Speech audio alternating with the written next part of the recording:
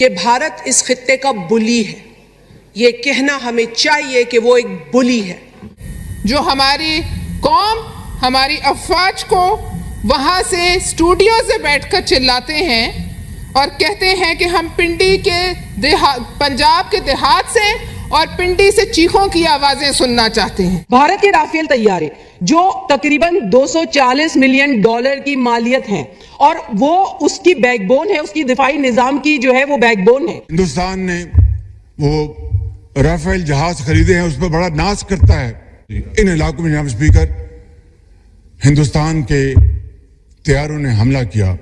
हिंदुस्तान ने पाकिस्तान को conventional warfare में बहुत पीछे छोड़ दिया है। भारत ये बात भूल गया कि जंग कभी भी हथियारों से नहीं बल्कि हौसलों से लड़ी जाती है। 1947 की जंग भी हौसलों से लड़ी गई थी, 1965 की जंग भी हौसलों से लड़ी गई थी, 1971 में भी ये जंग जीती जाती अगर भारत हमारी पीठ पे वार ना करता। और अब इंशाल्लाह चाहे 2019 के हमले हो, चाहे 2022 के, और अब 2025 जहां हम खड़े हैं। जंग लड़ने में कोई बहादुरी नहीं होती, ये सबसे बड़ी बुजदिली है अग्रेशन करना।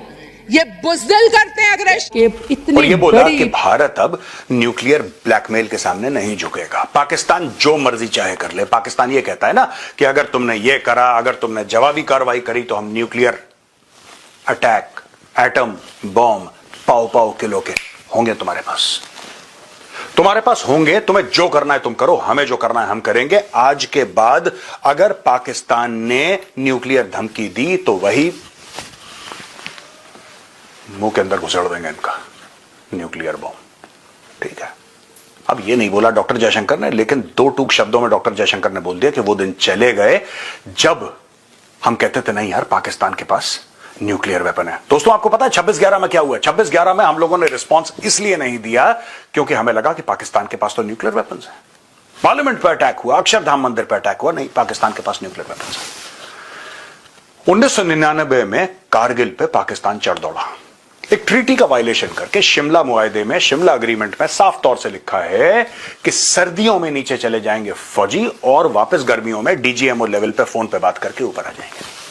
पाकिस्तान ने 1999 में करार तोड़ा। भारत ने जवाबी कार्रवाई करी, बहुत मारा पाकिस्तानियों को, लेकिन भारत ने लाइन ऑफ कंट्रोल पार नहीं करी। भारत ने बोला नहीं कोई बात नहीं, लाइन ऑफ कंट्रोल पार नहीं करेंगे। क्यों? क्योंकि पाकिस्तान के पास न्यूक्लियर है। ऑपरेशन सिंदूर का सबसे बड़ा जो टेक अवे है दोस्तों, सबसे बड़ा टेक अवे ऑपरेशन सिंदूर का कि ये न्यूक्लियर धमकी को हमने बिल्कुल पहलगाम के वाकये के बाद जो है हमने ये सोचा कि पाकिस्तान का जो पानी है वो मुअत्तल कर दिया जाए।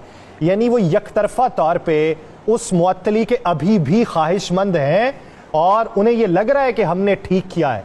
और सुनने में ये भी है कि नीलम का पानी भी शायद उनकी तरफ से बंद कर दिया गया। और फिर ये कहना कि पानी जिसके ऊपर पाकिस्तान का हक नहीं है हम पाकिस्तान की तरफ जाने ही नहीं देंगे, ये किस हद तक एस्केलेशन वाला मामला फिर बढ़ रहा है? ऐसे मौके पे जो मोदी का पूरा उसका प्लान ही ये है कि पाकिस्तान को डिवाइड करो, पाकिस्तान को ये डिस्टेबलाइज करो और पाकिस्तान को तोड़ो, ये है उसका agenda. Denuclearize, destabilize, disintegrate. बहुत बुरा। ये तो मैं तो समझता हूं किस किस्म का आदमी है, ये दीवाना हो गया है। ये क्या कह रहा है? ये कह रहा है कि I am risking a nuclear war. तो ये हद है, दिस इज टू मच। अच्छा, दूसरी बात ये है कि इसने तो सिर्फ ये नहीं किया है, कहा है यासर जो आपने कहा है, इसने कहा कि हम हमारे जो रिवर्स हैं वो हमारे हैं। इसके मतलब है कि जो रिवर्स उन्होंने दे दिए थे अंडर द ट्रीटी उसको वो रिवाइज करना चाहते हैं। इसके माने ट्रीटी साइन करो और फिर जब कोई और गवर्नमेंट आए कहने नहीं ये अच्छा नहीं है, स्क्रैप इट।